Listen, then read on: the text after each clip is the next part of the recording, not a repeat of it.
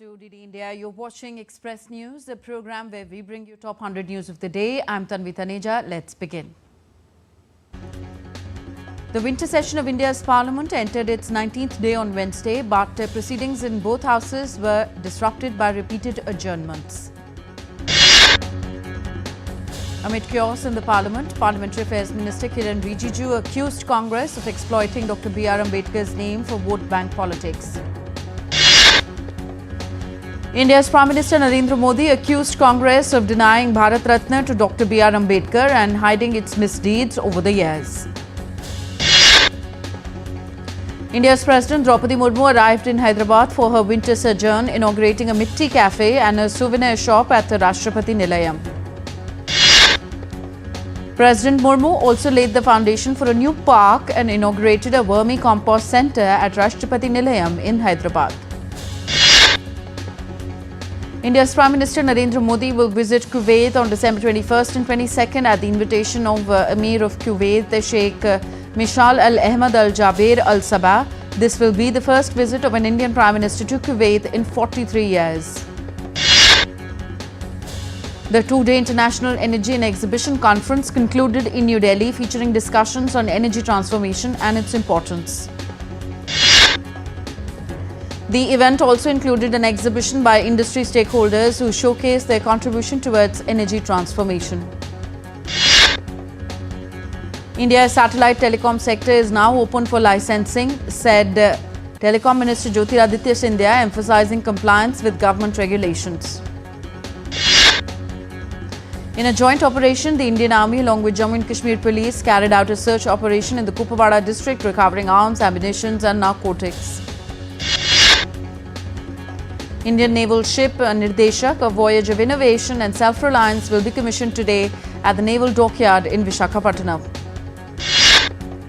The 3,400-ton vessel is part of a four-ship project and testament to India's growing stature in indigenous shipbuilding. The Border Security Force launched a vocational training program in Rajouri, J&K, aimed at empowering local youth and supporting families economically. Niti Aayog, in collaboration with international partners, hosted a workshop in Mumbai to discuss financing India's investment push and tackling climate challenges. Niti Aayog Vice Chairman Suman K. Berry highlighted the potential of India's forest resources to reduce carbon emissions while driving economic benefits. The 4th National Exports Competitiveness Summit 2024 took place today in New Delhi, bringing together key stakeholders to discuss the future of India's exports and the steps needed to enhance competitiveness in the global market. The chairman of Central Board of Indirect Taxes and Customs, Sanjay Kumar Agrawal, stated that India's ambition to become a global export powerhouse is no longer a distant dream. Indian benchmark indices ended lower on the third consecutive session today. The 30-share Sensex shed about 502 points to settle at 80,182. The NSE Nifty 50 ended down by 141 points to settle at 24,198. Indian rupee ended at a fresh record low of 84.95 per dollar on Wednesday versus Tuesday's close of 84.90. Markets in the Asia-Pacific region were largely positive on Wednesday, with only Japan's Nikkei trading in the red. South Korea's Kospi gained 0.9%, while the small-cap Kosdaq dipped 0.15%. Australia's S&P 200 rose 0.2%. US stocks fell on Tuesday and crude prices dropped as investors digested economic data and anticipated central bank decisions. The Dow closed in the red for the 9th straight session, marking its longest losing streak since 1978. The Federal Open Market Committee began its two-day policy meeting on Tuesday with expectations of a 25 basis point rate cut on Wednesday. European stocks fell to a two-week low, dragged down by energy and healthcare sectors ahead of central bank decisions. Market anxiety dragged Brazil's real currency to a historic low as significant central bank interventions again failed to counter market concerns over government spending. The dollar index, which measures the greenback against a basket of currencies, including the yen and the euro, rose 0.18% to 106.98. US crude dropped 0.9% to $70.08 per barrel, and Brent slid 0.97% to $73.19 per barrel on Wednesday. Bitcoin hit another record high, climbing 0.52% to $106,635 as optimism about a strategic Bitcoin reserve by US President-elect Trump gained traction. India and China held a special representatives dialogue on the boundary question in Beijing on Wednesday.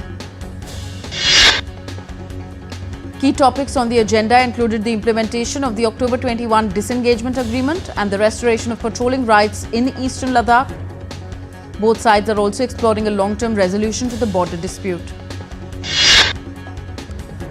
Cairo talks show progress towards halting the 14-month Gaza conflict and securing hostage releases, with an agreement expected soon. The US expressed cautious optimism about a Gaza ceasefire but acknowledged past setbacks in similar efforts. Israeli airstrikes hit 2 northern Gaza locations on Tuesday, targeting a Hamas weapons facility. Former Israeli hostages called for a comprehensive deal to free captives still held in Gaza during a press conference in Tel Aviv. In Syria, the Damascus International Airport reopened on Wednesday. The first flight since the ouster of Syria's President Bashar al-Assad took off for Aleppo. 43 people, including journalists, were on board the flight. A mass grave near Damascus was reported to contain the remains of over 100,000 victims of Syria's former government. The US State Department called for accountability for those tortured and killed in Syria's civil war. Israeli Prime Minister Benjamin Netanyahu held a security briefing atop a strategic Syrian mountain inside the UN-patrolled buffer zone in the Golan Heights. France reopened its embassy in Damascus after a 12-year closure, signaling renewed engagement with Syria post the downfall of Assad's regime. The UN pushed for urgency in Iran nuclear talks, warning its outcome is critically for global stability. Russia has detained a citizen of Uzbekistan who confessed to planting and detonating a bomb which killed Lieutenant General Igor Kirilovin in Moscow on Tuesday, allegedly on the instructions of Ukraine's security service. The deputy chairman of Russia's Security Council, Dmitry Medvedev, has warned Ukraine of retaliation for the assassination of a top Russian general. The US denied any involvement in the Moscow assassination of the senior Russian general and his deputy.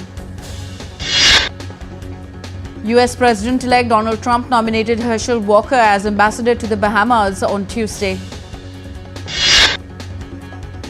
Kenya experienced a widespread power outage on Wednesday, the latest in a series of recurring blackouts this year.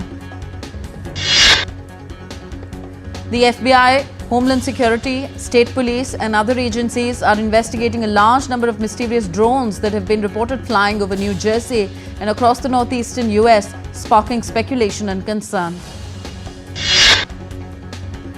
Japan's Space One terminated the flight of its Kairos small rocket shortly after liftoff on Wednesday, marking an end to its second attempt in 9 months to become the country's first company to deliver a satellite to space.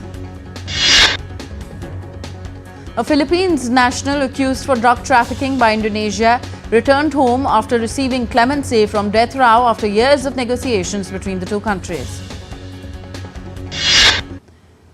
Time for a short break here in Express News. We'll be right back in just a bit. Don't go anywhere.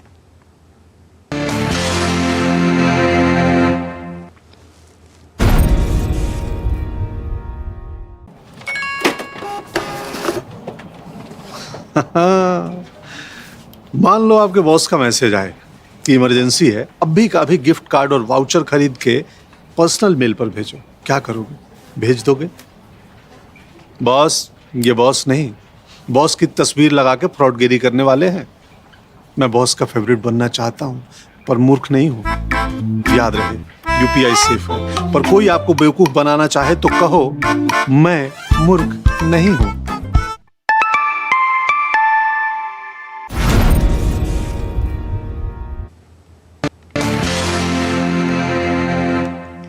Welcome back to Express News on DD India. Let's resume.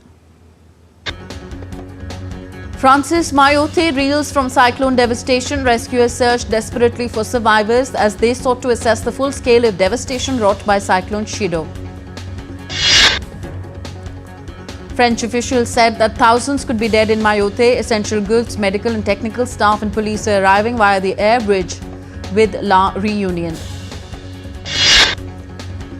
French President Emmanuel Macron will visit Mayotte on Thursday. The death toll remains unclear, with only 22 fatalities confirmed in hospitals so far. Rescue work is ongoing after a 7.3 magnitude earthquake hit Vanuatu on Tuesday, killing 14 people. Fears mount that death toll may climb as people remain trapped under rubble. Vanuatu's health systems are overwhelmed after the deadly earthquake. Officials said that at least 200 people are being treated for injuries at the capital's main hospital. The first Australian relief flight carrying supplies and personnel is en route to quake-hit Vanuatu. Australian Treasurer Jim Chalmers vows further support as second serious earthquake struck Vanuatu in the space of 24 hours. Thai Prime Minister P. Shinawatra visited the southern province of Nakhon Si Thammarat to assess the damage caused by recent floods and oversee relief efforts. She also chaired a meeting with local officials and gave instructions for assisting those affected by the disaster. During her visit, the Thai PM also distributed relief supplies to flood-affected residents in the Thai Po community. The floods have affected a total of 107,937 households in the province, resulting in 5 fatalities. Parts of India's Tamil Nadu continue to witness waterlogging due to continuous rainfall. The Met Department has issued an orange alert for heavy to very heavy rainfall in Chennai and 3 other Tamil Nadu districts for Wednesday and Thursday. Delhi's air quality index remained severe as residents woke up to chilly winds, foggy morning on Wednesday. The minimum temperature recorded was 7.6 degrees Celsius. The visibility in New Delhi dropped to 50 meters in the early hours of the day. The India Meteorological Department has issued a yellow alert for Thursday and Friday. Archaeologists wrapped up their 2024 mission at the ancient site of Lakshan County in Tongzhou district of Beijing, dating back to the Han Dynasty. They have discovered ancient wells, roof titles and other relics. The archaeologists have also unearthed pottery, bronze items, jade and stone tools, animal and plant remains.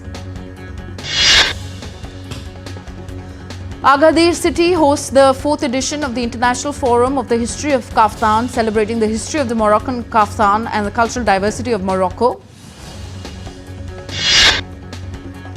Santa Claus swapped his traditional sleigh for a jet ski to deliver presents to children in Brazil. NGO Heroes of Love joined forces with the fire brigade to hand out gifts to the children. Catholic community in Vietnam's Thai Binh province was seen decorating nativity scene ahead of Christmas. Christmas color and spirit spread through parishes, signaling a joyful and peaceful season ahead.